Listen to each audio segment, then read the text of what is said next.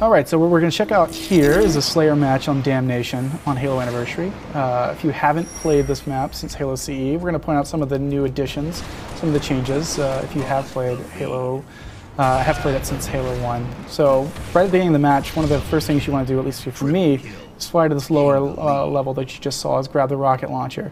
If you're red team, usually a blue team will be coming around that corner. You can catch them by surprise and do some major damage.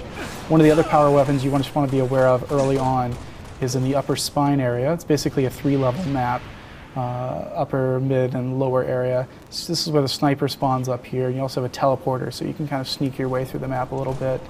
Kind of get some firing angles that you wouldn't necessarily see otherwise.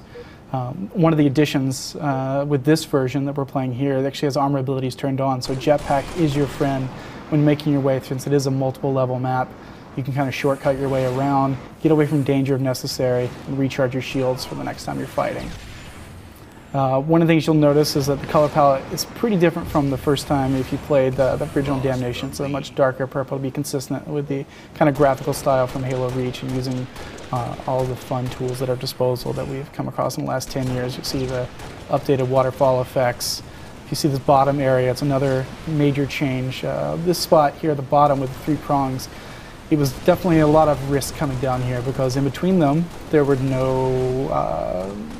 there's no place to stand or run at all. So if you weren't paying attention and you were just running around like that guy, you just fall off the level to your death in the water. So one of the things is we've added these one walkway, so you can make your way across safely and soundly with your sprint or whatever armor ability without having to jump every 4 seconds. So you come up to the lift here. This is another junction where there's a lot of action. To my left here is a sniper spawn someone has grabbed. That's a useful spot, especially for clearing out enemies from across map.